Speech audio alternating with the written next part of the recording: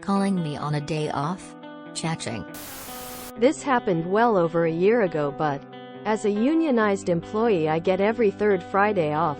On my day off, I am playing some video games and get a text from the boss.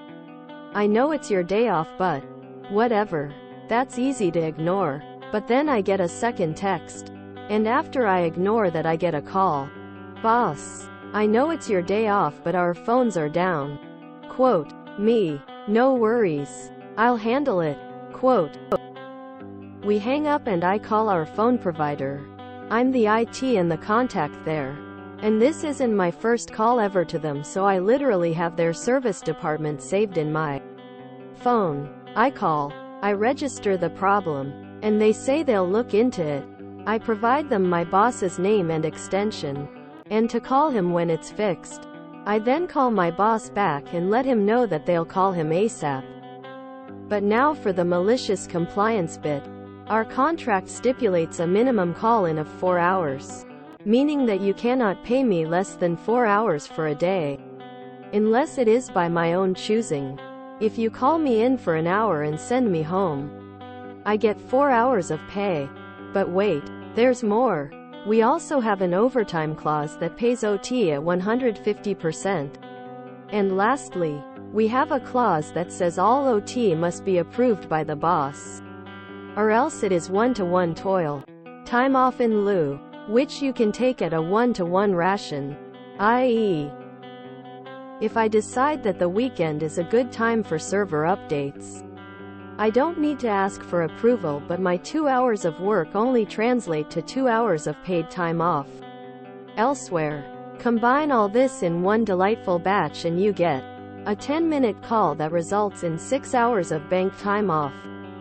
I went right back to my video games, filled out my timesheet the week after, and said, I know it's your day off, but is implied consent for overtime. Minimum call-out of 4 hours at 150% is 6 hours. Almost an entire day off with pay in exchange for a 10-minute call? Thank you very much. Bonus. Guess who has 2 thumbs and has since then never been called on his day off? This unionized guy. Hint. Get unionized. Fight back. This is awesome. We work 4 10-hour shifts with my union. I have Fridays off. I had to go get my physical done on a Friday, which took 15 minutes plus pay for travel time, distance.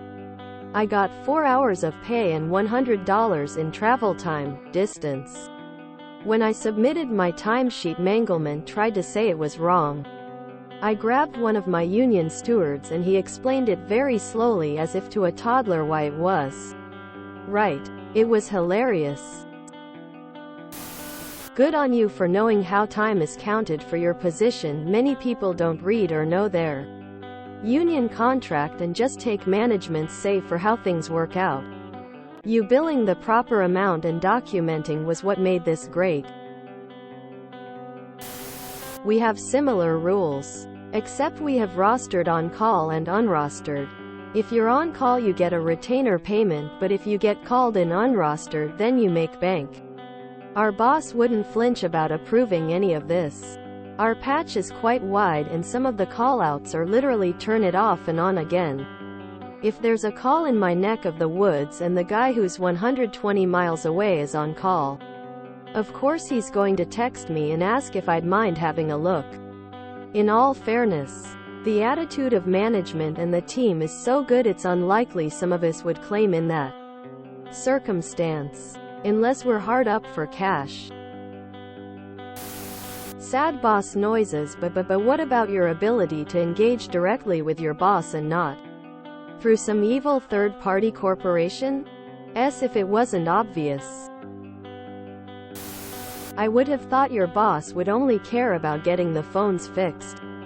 He knows the union rules. He shouldn't even bat an eye at the hours you reported. I am so disappointed that the pandemic didn't result in a wave of union organizing. Especially at grocery stores. I really hoped we could seize that moment. This isn't even malicious compliance. The boss called to get the phones back up. You were compensated for it as per your contract. Win-win.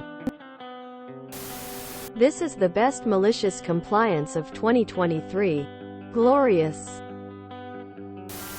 The phrase that we use in my union when discussing moves like that by management is, "Management has the right to mismanage at their discretion." That was so beautiful it made me cry. Ooh, very nice. Good for you.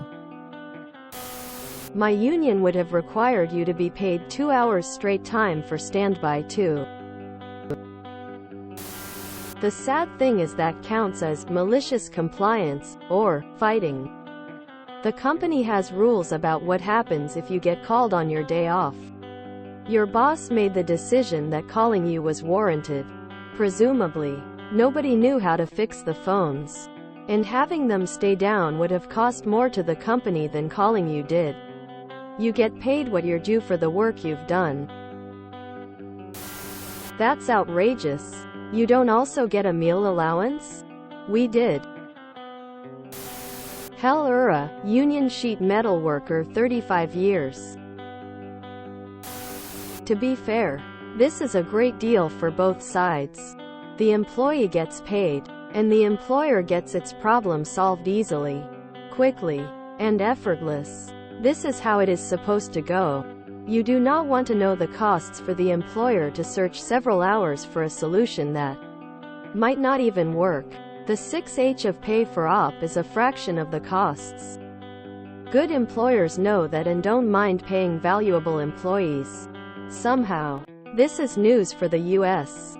I do not know why, because this is the purest form of capitalism. That's some starving boss who can't afford his 9th yacht because of your greedy union.